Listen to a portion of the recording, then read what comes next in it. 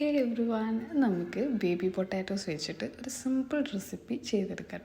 അപ്പോൾ അതിനായിട്ട് ഫസ്റ്റ് തന്നെ നമ്മൾ പൊട്ടാറ്റോസൊക്കെ നല്ലപോലെ വാഷ് ചെയ്ത് ക്ലീൻ ചെയ്തെടുക്കണം കേട്ടോ.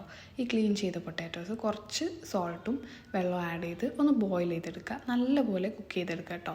കാരണം അത് കഴിഞ്ഞ് കഴിഞ്ഞാൽ നമ്മൾ ജസ്റ്റ് ഒന്ന് ഒരു മാരിനേഷൻ കൊടുത്തിട്ട് അതൊന്ന് ഫ്രൈ ചെയ്തെടുക്കുകയുള്ളൂ. അപ്പോൾ നല്ലപോലെ ഒന്ന് കുക്ക് ചെയ്തെടുക്കുക. നമ്മൾ റെഗുലർ പൊട്ടാറ്റോസിനായിട്ട് ബേബി പൊട്ടാറ്റോസ് കമ്പയർ ചെയ്യുമ്പോൾ ഇതിന് കുറച്ചുകൂടി മോയ്സ്റ്റ് ആൻഡ് ക്രീമി ആയിട്ടുള്ള ഒരു ടെക്സ്ചറാണ് കേട്ടോ വരുന്നത്. ആൻഡ് ഇത് സാലഡ് പോലുള്ള ഐറ്റംസൊക്കെ പ്രിപ്പയർ ചെയ്യാനായിട്ട് പൊട്ടാറ്റോ ആഡ് ചെയ്തിട്ടുള്ളതാണെങ്കിൽ ഇത് നല്ലൊരു ചോയ്സാണ് കേട്ടോ. കാരണം ഈ പൊട്ടാറ്റോസ് നമ്മൾ റെഗുലർ പൊട്ടാറ്റോസായിട്ട് കമ്പയർ ചെയ്ത് നോക്കുമ്പോൾ ഇതിൻ്റെ സ്കിന്ന് കുറച്ചുകൂടി തിന്നാണ് ആൻഡ് ഇത് എഡിബിൾ കൂടിയാണ് കേട്ടോ. ആൻഡ് ഓൾസോ ഇത് നമ്മൾ നോർമൽ റെഗുലർ പൊട്ടാറ്റോസിനേക്കാളും വേഗത്തിൽ കുക്ക് ചെയ്തെടുക്കാനും പറ്റും.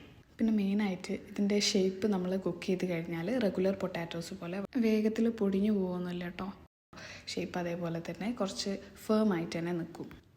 നമ്മൾ പൊട്ടാറ്റോ കുക്ക് ചെയ്ത് കഴിഞ്ഞിട്ടുണ്ട്. അപ്പോൾ നമുക്കിതിൽ ഒന്ന് ഫ്രൈ ചെയ്തെടുക്കാനായിട്ട് കുറച്ച് ഓയിലിലേക്ക് കുറച്ച് ക്യുമിൻ സീഡ് ആഡ് ചെയ്ത് കുറച്ച് കറി ലീവ്സും ആഡ് ചെയ്ത് കഴിഞ്ഞാൽ അതിലേക്ക് ക്ലീൻ ചെയ്ത് കുക്ക് ചെയ്തിട്ടുള്ള നമ്മൾ ബേബി പൊട്ടാറ്റോസ് ആഡ് ചെയ്ത് ഒന്ന് ജസ്റ്റ് സോട്ട് ചെയ്ത് കൊടുക്കുക കേട്ടോ. അതിലേക്ക് പിന്നെ നമുക്ക് ആവശ്യമുള്ള മസാല പൗഡേഴ്സ് ആഡ് ചെയ്ത് കൊടുക്കുക. ഞാൻ ഫസ്റ്റ് തന്നെ ഇവിടെ കുറച്ച് ചില്ലി ഫ്ലേക്സ് ആണ് കേട്ടോ ആഡ് ചെയ്ത് കൊടുക്കുന്നത്. പിന്നെ അതിലേക്ക് നമ്മൾ ഇഷ്ടത്തിനനുസരിച്ചിട്ടുള്ള മസാല പൗഡേഴ്സ് ആഡ് ചെയ്ത് കൊടുക്കുക കേട്ടോ. ഞാൻ കുറച്ച് garam masala, chilli powder, turmeric പൗഡറാണ് ആഡ് ചെയ്ത് കൊടുക്കുന്നത്.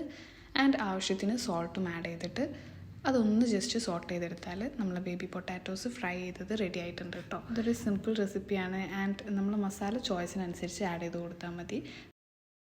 ആ മസാല ഒന്ന് കുക്കായി വന്നാൽ നമുക്ക് ഫ്ലെയിം ഓഫ് ചെയ്യാം കേട്ടോ. ഇതൊരു സിമ്പിൾ ആൻഡ് ടേസ്റ്റി ആയിട്ടുള്ള റെസിപ്പിയാണ്. അപ്പോൾ എല്ലാവരും വീട്ടിൽ ട്രൈ ചെയ്ത് നോക്കുക. വീഡിയോ ഇഷ്ടപ്പെട്ടിട്ടുണ്ടെങ്കിൽ ലൈക്ക് ചെയ്യുക, സബ്സ്ക്രൈബ് ചെയ്യുക, ഷെയർ ചെയ്യുക കേട്ടോ. And thank you for watching.